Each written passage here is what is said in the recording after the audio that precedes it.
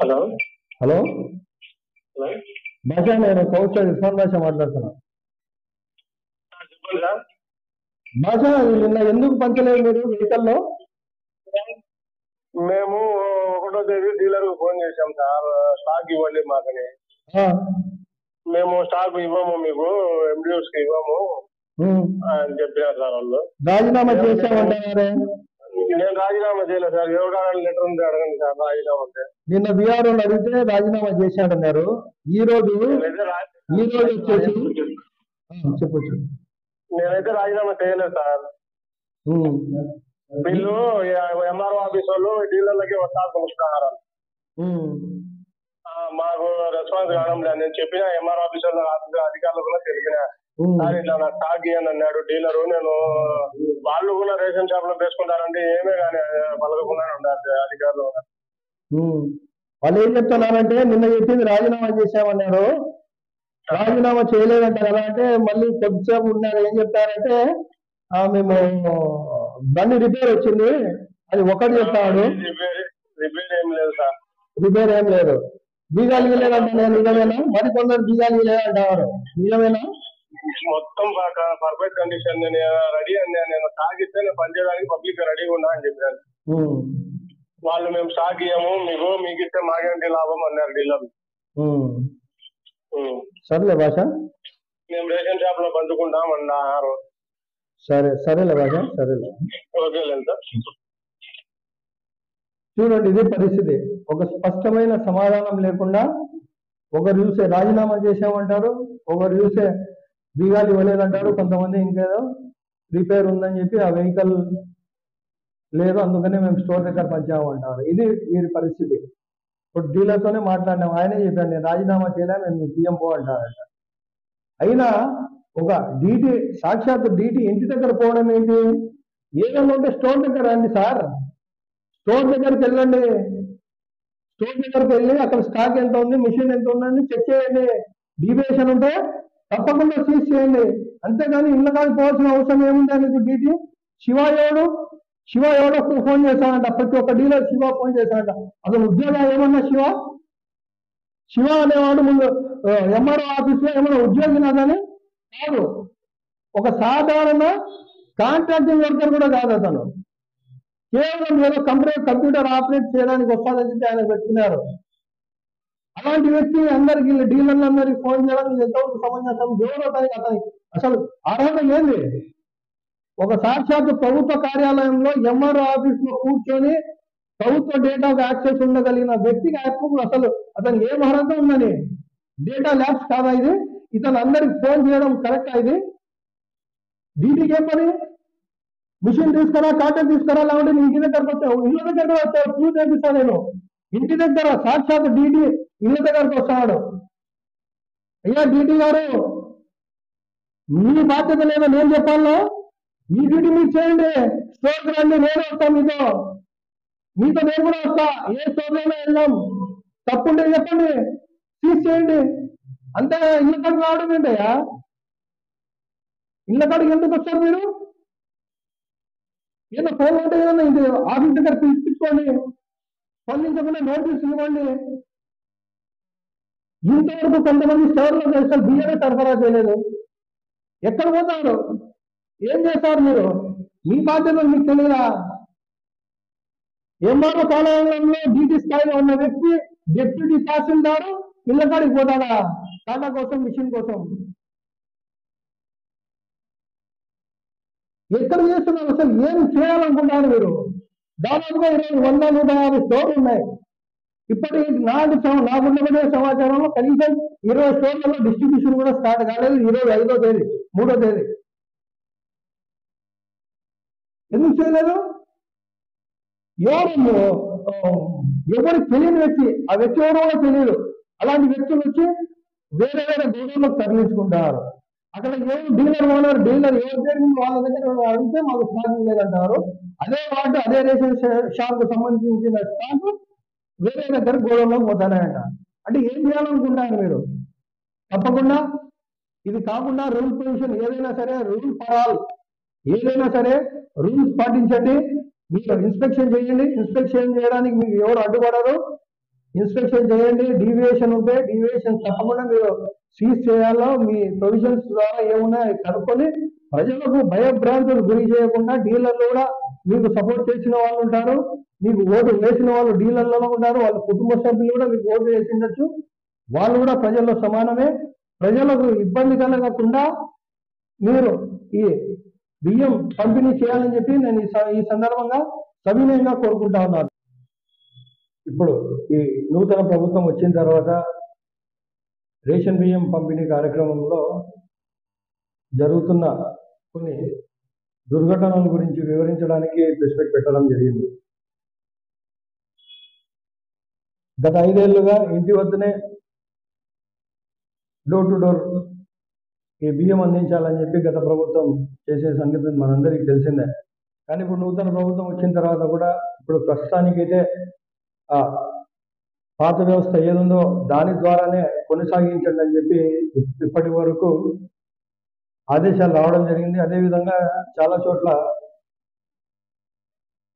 పాత పద్ధతిలోనే ఇంటి దగ్గరికి వెళ్ళి బియ్యం సరఫరా చేయడం జరుగుతుంది. కానీ కొంతమంది మేము మా ప్రభుత్వము మా నాయకులతో మేము మాట్లాడుకుంటాం, అధికారులు మా మాట వింటారని విచ్చలవిడిగా వారికి ఇష్టం వచ్చే విధంగా ఈరోజు స్టోర్ల దగ్గర బియ్యం పంపిణీ కార్యక్రమం చేస్తూ ఉన్నారు. ఇది ఎంతవరకు సమంజసం అని చెప్పి ఈ సందర్భంగా నేను ప్రశ్నిస్తా ఉన్నాను. ఎందుకంటే ఇప్పుడు ప్రభుత్వం ఎటువంటి మార్పులు చేయలేదు. ప్రభుత్వం ఇంటి దగ్గరే పంచమని చెప్తే వీరి దౌర్జన్యం ఏంటి? అధికారులను అడ్డం పెట్టుకొని వీళ్ళు ఇలా చేయడం ఎంతవరకు సమంజసం అని చెప్పి ఈ సందర్భంగా నేను తెలియజేస్తా ఉన్నాను. నిన్న శ్రీనివాస్ నగర్లో గత 2 రోజుల నుండి జరుగుతూ ఉంది ఈ కార్యక్రమం. స్టోర్ దగ్గర పంపిణీ చేస్తూ ఉన్నారు. నాకు అనేక మంది కాల్ చేసి ఇట్లా కంప్లైంట్ చేయడం జరిగింది. ఇంటి దగ్గరికి రావట్లేదు, స్టోర్ దగ్గర రమ్మంటున్నారు, మాకు చాలా ఇబ్బందులు ఉన్నాయి, మేము ముసలి వాళ్ళము, మేము వృద్ధులము, మేము అక్కడ పోవడానికి కూడా మాకు శక్తి లేదు, అలాంటిది మేము అక్కడికి పోయి 5 కేజీలు కానీ 10 కేజీలు కానీ 15 కేజీలు కానీ మేము ఎలా తీసుకురాగలుగుతామని చెప్పి వాళ్ళు అడగడం జరిగింది, తెలియజేయడం జరిగింది. ఈ సందర్భంగా నేను అక్కడికి వెళ్ళి చూడగానే అక్కడ ఎంతో మంది ఎన్నో గంటల నుంచి వెయిట్ చేస్తూ ఉన్నారు. ఇప్పుడు నూతనంగా ఆ స్టోర్ మారినారంట. అక్కడ స్టోర్ చేసే వాళ్ళకు అక్కడ వచ్చిన తర్వాత ఎవరో కొత్తగా మేము వచ్చినాం మా ప్రభుత్వం అని చెప్పి గత డీలర్ని పక్కన పెట్టి వీళ్ళు పంచే కార్యక్రమం చేస్తాను. పంచే క్రమంలో కనీసం వాళ్ళు ఏదైనా ఇబ్బంది లేకుండా పంచాలి. గంటల తరబడి నిలబెట్టేసి ఒక్కొక్క వ్యక్తికి అక్కడ బియ్యం వేయాలంటే 10-15 నిమిషాలు తీసుకుంటా వాళ్ళకు మిషన్ ఆపరేట్ చేయడం రాక అక్కడ ఎంతో మంది ఇబ్బంది పెడుతున్నారు. నేను అక్కడ పోయి ఖచ్చితంగా నేను అక్కడ ఆపుతున్నాను. నేను నిన్న అక్కడ స్టోర్ దగ్గరికి వెళ్ళి 33 స్టోర్ నెంబర్ దగ్గరికి వెళ్ళి ఎందుకు ఇలా చేస్తా ఉన్నారు, మీరు ఇంటి వద్దకే మీరు డిస్ట్రిబ్యూట్ చేయాలని చెప్తే అప్పుడు వాళ్ళు ఆపి యథావిధిగా కొనసాగిస్తూ ఉన్నారు. నేను ఈ సందర్భంగా మన ఎమ్మెల్యే వడ్రారెడ్డి గారికి పెద్దలకు నేను ఈ సందర్భంగా తెలియజేస్తా ఉన్నాను. మీ మీద మాకు అపారమైన నమ్మకం ఉంది, గౌరవం ఉంది. ఈ విషయాలు మీకు తెలియకపోవచ్చు, క్షేత్రస్థాయిలో ఇలా జరుగుతున్నాయి. మేము విన్న మాటలు ఏంటంటే మేము పెద్ద ఆయనకు చెప్పినాం, ఆల్రెడీ పెద్ద ఆయన చేసుకోమన్నారు, అధికారులు కూడా మా సపోర్టే ఉంది, మాకు ఇష్టం వచ్చేట్టు మేము చేసుకుంటాం మా ప్రభుత్వం అని చెప్పి వాళ్ళు చెప్పడం జరుగుతుంది. ఇలాంటివి మీరు ప్రోత్సహించరు, ఎమ్మెల్యే గారు ఇలాంటివి ప్రోత్సహించరు. ఇది మాకు గట్టి నమ్మకం. ఏదైనా సరే అధికారులైనా పనిచేసే వాళ్ళైనా ఎవరైనా సరే బాధ్యతగా పనిచేయాలని చెప్పి అనేక సార్లు పెద్ద ఆయన చెప్తానే ఉంటారు. అందుకనే వారి దృష్టికి నేను ఈ సమస్య తీసుకొస్తా ఉన్నాను. ఎందుకంటే నిన్న రిజిస్టర్ ఆఫీస్లో కూడా పెద్ద ఆయన వెళ్ళి అక్కడ ప్రమాణాలు చేయించారు, లంచాలు తీసుకోవద్దని చెప్పి. ఇది చాలా మంచి పని చేశారు. ఈ క్రమంలో ఒక సైడ్ ఇలా జరుగుతూ ఉంటే మరోవైపు పెద్ద ఆయన చూసి మేము పెద్ద ఆయన మంచులం, ఎమ్మెల్యే మంచులం అని చెప్పి ఇలా చేయడం ఎంతవరకు కరెక్ట్ అని చెప్పి నేను తెలియజేస్తా ఉన్నాను. ఎమ్మెల్యే గారికి కూడా నేను సవినంగా నేను కోరుకుంటా ఉన్నాను, అయ్యా మీరు గమనించండి, మీ మీద ప్రజలకు, నాకే కాదు ప్రొద్దుటూరు ప్రజలందరికీ మీ మీద అపారమైన గౌరవం, నమ్మకం ఉంది. మీ పక్కన ఉండే వాళ్ళు ఇలాంటి తప్పులు చేయకుండా, ప్రజలకు ఇబ్బంది కలిగించే పనులు చేయకుండా మీరు అరికట్టాలని చెప్పి నేను తెలియజేస్తా ఉన్నాను. ఇంకోటి మరీ ముఖ్యంగా ఏంటంటే ఈ డీలర్ వ్యవస్థ. మనం గత ఎప్పటి నుంచో వస్తున్నాయి. ఈ రాజకీయ సంప్రదాయం ఏంటంటే ఎవరు గెలిస్తే, ఏ పార్టీ గెలిస్తే ఆ పార్టీ కార్యకర్తలకు, ఆ పార్టీ సానుభూతి పరులకు ఈ స్టోర్లు ఇవ్వడం జరుగుతుంది. గత ప్రభుత్వంలో చేసుకున్నట్లయితే వైఎస్ఆర్ కాంగ్రెస్ పార్టీ గవర్నమెంట్ లో ప్రొద్దుటూరు నియోజకవర్గంలో దాదాపుగా 2 సంవత్సరాల వరకు ఏ స్టోర్ కూడా తొలగించలేదు. కరోనా కష్టకాలంలో కూడా ఆ రోజు ఎందుకు ఇబ్బంది అవుతుంది, ఉన్న వాళ్ళకు సడన్ గా తీసేస్తే వాళ్ళ కడుపు కొట్టినట్టు అవుతుంది, ఇలా చేయకూడదని చెప్పి ఆ రోజు ఎమ్మెల్యే గారు, ఈ రోజు మాజీ ఎమ్మెల్యే గారు రాజమౌళి ప్రసాద్ రెడ్డి గారు కూడా ఆ రోజు తీయద్దు, నిదానంగా ఏదైనా ఉంటే డ్యూ ప్రొసీజర్ ఫాలో అయ్యి ఏదైనా ప్రొసీజర్ ప్రకారంగా తీయండి, అంతేగాని ఇట్లా ఇష్టం వచ్చినట్టు తీయద్దని చెప్పి ఆ రోజు ఆయన చెప్పడం జరిగింది. కానీ ఈ రోజు పరిస్థితి పూర్తి భిన్నంగా ఉంది. ఒక సైడ్ కౌంటింగ్ జరుగుతూ ఉంది, జూన్ 4వ తేదీ కౌంటింగ్ జరుగుతుంది, పక్కన ఇంకో సైడ్ కాల్స్ వస్తున్నాయి డీలర్లకు. ఇది పరిస్థితి. కావాలంటే మీరు పోయి చెక్ చేసుకోండి. జూన్ 4 ఫలితాలు వస్తే జూన్ 5కు స్టోర్ మారిపోయింది. తెలుసుకోండి. ఇంత హడావిడిగా చేయాల్సిన అవసరం ఏముంది? ఎంఆర్ఓ గారు కానీ డీటీ కానీ వీళ్ళు ఏదైనా ప్రాసెస్ ఫాలో అవుతున్నారా? అవును, నేను చెప్తా ఉన్నాను. ఇప్పుడు ఏ పార్టీ వాళ్ళు ఆ పార్టీ వాళ్ళకి ఇస్తారు, కరెక్టే, నేను కాదని చెప్పట్లేదు. ఏ ప్రభుత్వం వచ్చా వాళ్ళు తీసుకుంటారు. కానీ ఒక డ్యూ ప్రాసెస్ అనేది ఫాలో అవ్వాలా. రూల్ పొజిషన్ ఏంటి? మీకు ఒక స్టోర్ తీసేయాలంటే పోయి మీరు ఇన్స్పెక్షన్ చేయండి. ఎంఆర్ఓ గారైనా డీటీ అయినా ఎవరైనా సరే ఆ స్టోర్ దగ్గర వెళ్ళి అక్కడ ఆ స్టాక్ ఎంత ఉంది, ఆ మెషిన్ లో ఎంత ఉంది, అక్కడ ఏమైనా డీవియేషన్ ఉందా, ప్రజలకు ఏమైనా ఇబ్బంది కలుగుతా ఉందా, ఇదంతా మీరు విచారించి ఇన్స్పెక్షన్ చేసి మీరు సీజ్ చేయాల్సిన అవసరం అండ్ మీ బాధ్యత మీది.